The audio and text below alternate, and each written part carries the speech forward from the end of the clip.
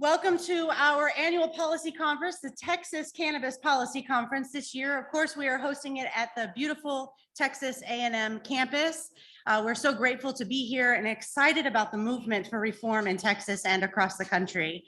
My name is Heather Fazio. I'm the Director of Texans for Responsible Marijuana Policy, which is a coalition organization comprised of different groups that are working throughout the state that span the political spectrum that have found an issue that we can all agree on, which is that marijuana laws in Texas need to be changed immediately when the legislature convenes in 2023.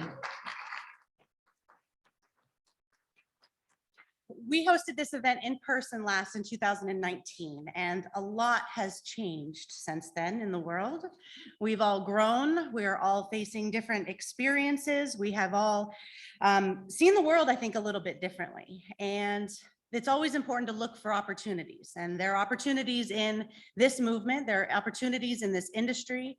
And it is exciting to be working with such a diverse group of people with lots of different interests, people that are interested in this cause because of the effect that prohibition has had on people, whether it's deprivation of access to medicine or being criminalized unjustly for the possession of a plant that's objectively safer than alcohol, or people who are interested because they're entrepreneurs and want to get involved in the industry to provide these products and services to those who need them, who want to bring this market into the light of day, where products are safer, where consumers have reliability and there's accountability in the industry.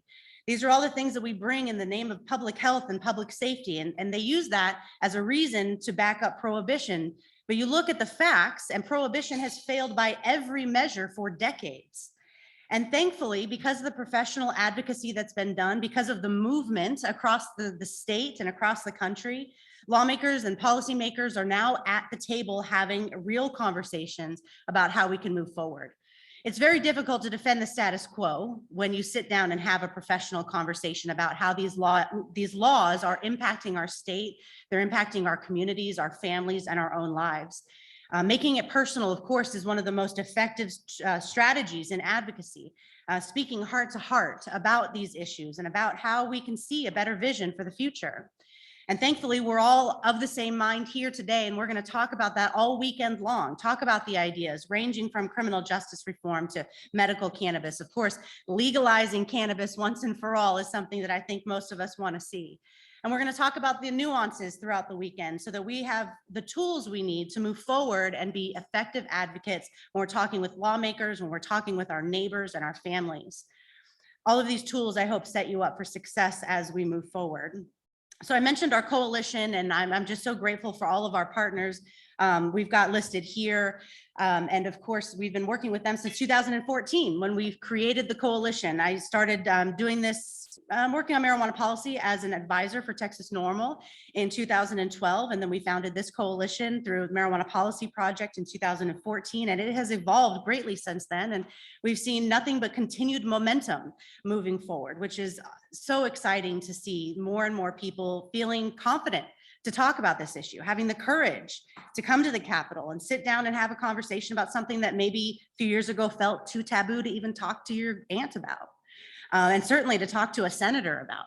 But they need those conversations, and that is what continues to move the ball forward. It feels slow sometimes in Texas, the way that we're moving forward, because we meet every 2 years at the Capitol for law changes. And right now we're in the interim, we're between legislative sessions, which gives us the opportunity to regroup, to network, to meet new people, to equip ourselves with the tools to be good advocates.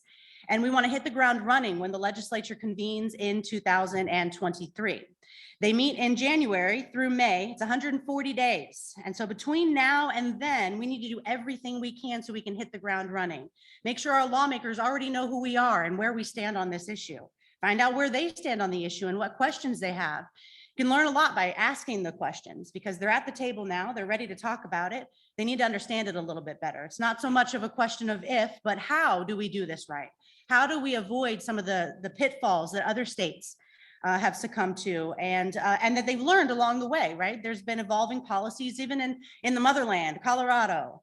They still have problems with their law. They still have to be at the Capitol every time to be making sure that they're refining it, making sure we're putting reasonable regulations in place, that we're getting rid of overly burdensome regulations that don't work.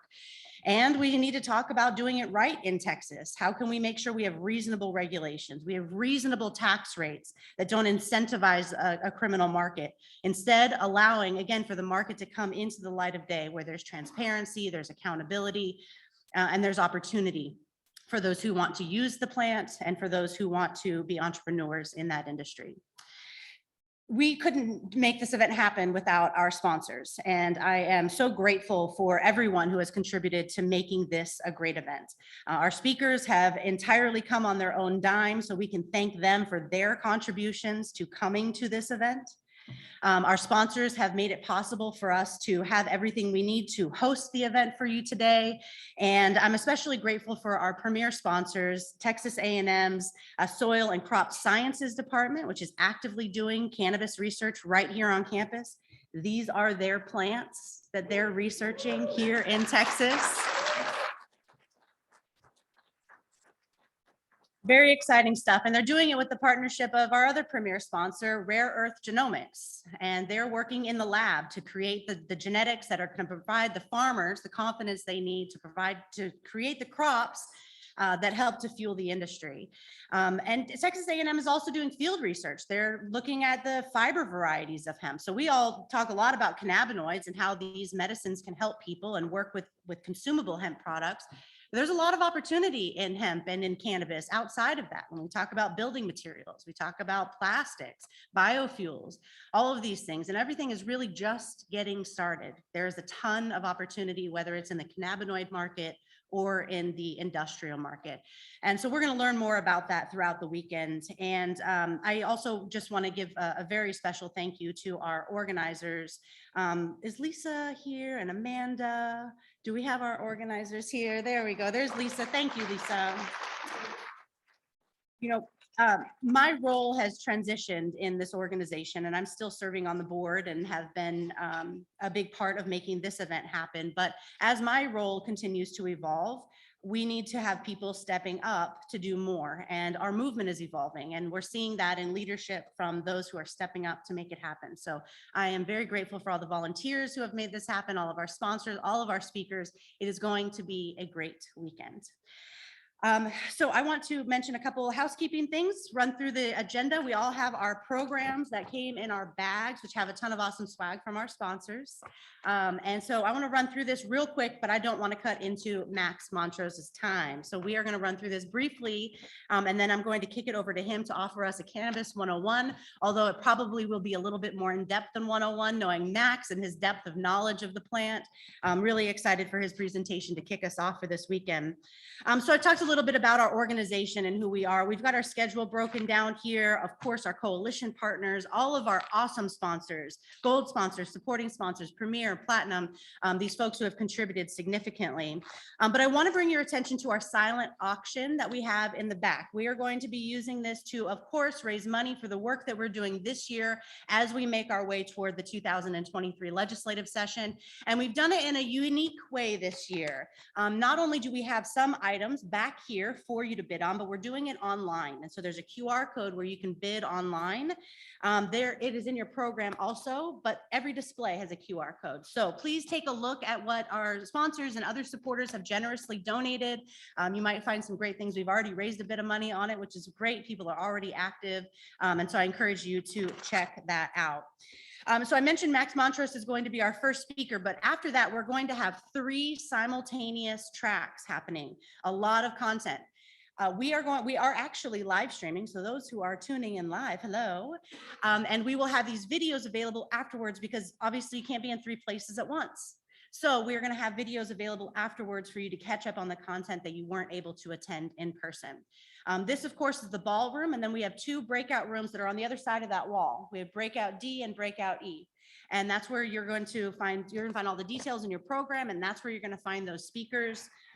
Really looking forward to talking about, you know, the law and advocacy, but also learning more about cannabis science and learning about the industry and how it's evolving. A lot of personal experiences. We have entrepreneurs here today that are operating in the cannabis industry in Texas and elsewhere who can help to bring that knowledge here, help us learn those best practices, and to move forward in a positive way in Texas. I am especially excited about our keynote presentation today at lunch. We have Representative Joe Moody, who has been just a tremendous champion of reform for years now, every legislative session, coming back, building bridges with his colleagues, working with folks on both sides of the aisle to find common ground and to move forward. And so we're going to hear from him, as well as Shannon Edmonds, who is the representative for the Texas District and County Attorney Association. And of course, we're going to talk more about that, but I just have to note that when we talk about building bridges, this is a representative from the Prosecutors Association of Texas. And it is not often that we're able to have people like him coming to the table and having these conversations. But Representative Moody has been able to build that bridge, able to bring them to the table so that we can talk about what the concerns are of law enforcement. How do we practically unwind all of these years of prohibition and these systems that have been put in place? Because we certainly need to unwind these systems that have been failing us, and working with folks like Shannon are really going to do that. And then we have Chris Lindsay with the Marijuana Policy Project, who I worked with directly for about 4 years on Texas work, which was great. Glad to have him back. He's now working on national politics. So he's going to be able to give us the latest on what's happening at the federal level and how that's impacting states as they evolve their policies, which are all on different tracks. There's so much to keep up with, so many moving parts in this industry. So lots to be excited about tonight. We have our awards banquet. Representative White, James White, is a conservative from East Texas who gets it, who understands that there is nothing conservative about prohibition, which is something that Ann Lee has been saying for years. I'm so excited to have him here, and we are going to be presenting him with a leadership award for the work that he's done in the Texas House of Representatives. Tomorrow, our keynote speech is Mayor Grashan, sorry, Mayor. And he is with PharmaCann. PharmaCann is a multi-state operator that is obviously operating in multiple states where they have lots of evolving policies and regulations. So I'm excited to hear about his perspective on what's happening out there and what we can do in Texas to make sure that we make the most of our path forward. And we'll be closing out with a closing session, which is where everybody comes back in, just like in our opening session. It'll be myself, Jack Sfinkel with Texas NORML, who I'm excited to have here tomorrow, John Bauckham with Republicans Against Marijuana Prohibition, and Chase Bearden. These are some of the core advocates at the Capitol, and we're going to be talking about what the future looks like and how we can all get involved. We also have a veteran panel tomorrow, which is going to be in this room just before the closing session. David Bass is going to be leading that. He's a retired Army major and has been just a tremendous advocate for years. And veterans are tremendous advocates at the Capitol talking about this issue. They've got PTSD added as a qualifying condition. And you know what? They didn't let it be for only veterans. It's for all patients in Texas. We have seen great strides in Texas, and we will continue the momentum with the good work that we're doing here this weekend, and that we will continue to do with the relationships that we build. So I want to thank you very much for being here.